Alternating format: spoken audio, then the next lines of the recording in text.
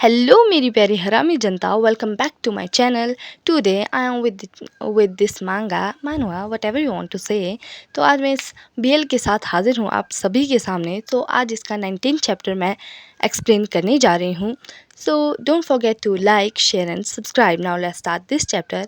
इस चैप्टर की शुरुआत वहीं से होती है जहाँ पर पिछले चैप्टर एंड हुआ था, यानी कि हमारा बायुन और हमारा डोरियो गए थे, शहर में आए थे, ह्यूमन वर्ल्ड में आए थे, जहाँ पर हमारे जो डोरी है उसकी मनी गायब हो गई थी। तो उसे शक था बच्चे पर। जब वो बच्चे के पास आता है तो बच्चा कहता है कि तुम ड्रैगन हो। हमारा डोरी कहता है कि तुम किस बारे में बात कर रहे हो, मैं नहीं जानता हूँ। फिर हमारा बच्चा कहता है कि इट्स ओके, कि तुम्हें इसे हाइड करने की ज़रूरत नहीं है। मैं तो बस ये सारी बात इसलिए बता सकता हूँ क्योंकि मैं जिस तरह से स्मेल करता हूँ उस हिसाब से तुम एक ड्रैगन ही हो और पक्का हो। ये सुनकर डोरी बेचारा थोड़ा शॉक हो जाता है और वो सोचने लगता है कि कहीं ये बच्चा एक वाइट टाइगर की स्पिरिट तो नहीं है। और हमें बच्चे की तरफ दिखाया जाता है जिसके पीले पीले बाल वाइट वाइट हो चुके हैं, यानी कि वो एक वाइट टाइगर की ही स्पिरिट है। हमारा डोरी मन ही मन में सोच रहा होता है कि वाइट टाइगर तो एक तरह से गायब ही हो गए थे, पर ये मतलब लगता है यहाँ पर थोड़े अभी वाइट टाइगर्स बचे हुए हैं। लगता है स्टिल अभी कुछ बच गए हैं वाइट टाइगर्स, जो कि अभी ह्यूमन वर्ल्ड में छुप कर रह रहे हैं। ये सब सोचने के बाद हमारा डोरी कहता है कि पैसे वापस करो, और जो वाइट टाइगर की स्पिरिट है मेरे पैसे वापस तो करो। और हमारा जो बच्चा है वो भाई पैसों की पोटली फेंक देता है सीधे ग्राउंड पर कि ले लो, अब मुझे क्या है, तुम्हें उठाना तो उठाओ, मैं तो ड्रैगन के पैसा भाई चुराऊंगा तो बिल्कुल भी नहीं। हमारा डोरी उसे देखता है, फिर नीचे पड़े पैसों की तरफ देखता है और कहता है कि ये छोटा सा बदमाश। और हमें थोड़ी देर बाद का सीन बताया जाता है जहाँ पर बच्चा कहता है कि तुम पैसे क्यों नहीं लोगे, कोई रीज़न तो बताओ यार, मतलब क्या ही ऐसा हो गया। कि तभी हमारे डोरियो को याद आता है कि हमारा प्यारा प्यारा बायुन उसके लिए वेट कर रहा होगा, तो इसीलिए उसे पैसे उठाने ही पड़ेंगे। अगर वो ना भी चाहे तो भी उसे उठाने ही पड़ेंगे। और फिर वो जब पैसे उठाने लगता है तो वो उसकी तरफ देखकर कहता है कि आगे से केयरफुल रहना, क्योंकि मैं तुम्हारी तरफ दोबारा नहीं देखूंगा। यानी कि वो एक तरह से बच्चे को धमका रहा है कि बेटा ढंग से रहियो, वरना कहीं ऐसा ना हो कि लेने के देने ना पड़ जाए। हमारा बच्चा हंसते हुए कहता है रहने दो, मुझे क्या पड़ी हुई है। और फिर उसके बाद सीन शिफ्ट होता है। हमारा जो डोरी होता है वो घर क्या मतलब उस जगह वापस आता है जहाँ पर उसने अपने बायुन को बोला था कि यहाँ पर बैठ जाए। पर जैसे ही वो उधर देखता है बेंच पर कोई नहीं होता। हमारा बायुन तो भाई साहब पैसों के लालच में भाग चुका था।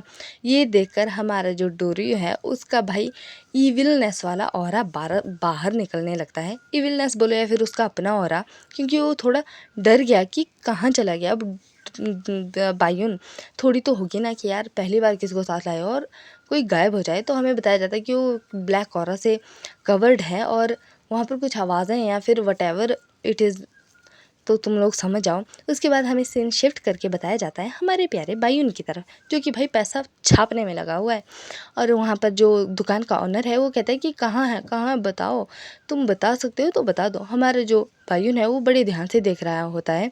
हमारा जो ओनर होता है वो उसे ऐसे देखते हुए कहता है कि गलत बता दे तू, बस भाई एक बार गलत बता दे, तू गलत ही बता कसम से, तू एक बार तो गलत कर दे। हमारा जो ओनर है वो डरा हुआ होता है थोड़ा, क्योंकि वो चाहता है कि वो गलत बताए, हमारा बायुन गलत बताए।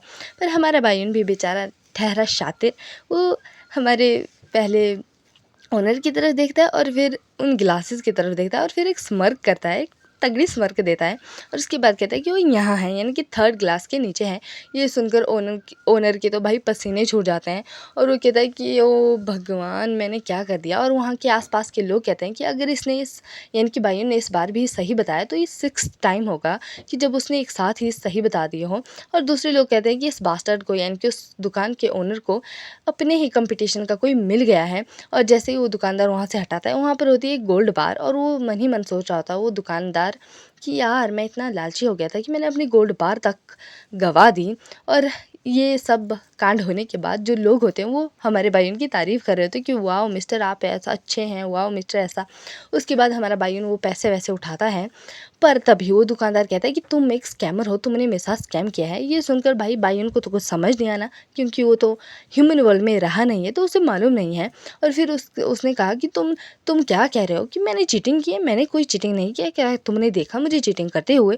वहाँ के लोग भी हमारे जो इस पचड़े में है वहाँ पर पड़ जाते हैं। पीछे दिखाया जाता है हमारा डोरियो भाई, जिसका इविल लौरा निकला हुआ है भाई साहब, पूरा गुस्से में लालम लाल कालम काला हो रखा है वो तो। और फिर जैसे होता है उसने अपने हाथों में औरा ऑरा ने उसने अपने हाथों में स्वॉर्ड लिए होते हैं और स्वॉर्ड में ऑरा जो है वो डाल रखा होता है और उसके बाद जैसे वो ग्लैंस करता है ना, ये दोनों लड़ रहे हैं, बाइयन और वो दुकानदार लड़ रहे हैं कि नहीं तो मुझे जाने दो, छोड़ो मुझे, ऐसा तैसा, कि तभी हमारे बाइयन को ये फील हो जाता है कि कुछ ना कुछ गड़बड़ है।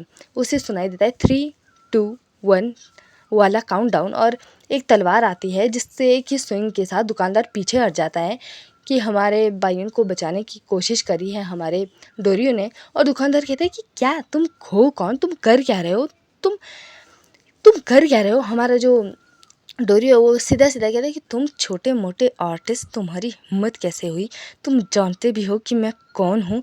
और हमारा बाइयन मन ही मन में सोच रहा था कि यार डोरियो है पर मुझे ये एटमॉस्फेयर कुछ अच्छा नहीं लग रहा है, मुझे कुछ ना कुछ तो गड़बड़ लग रही है। हमारा जो डोरियो है वो बाइयन की तरफ थोड़ा देखता है और उसके बाद यहीं पर ये चैप्टर ख़त्म होता है।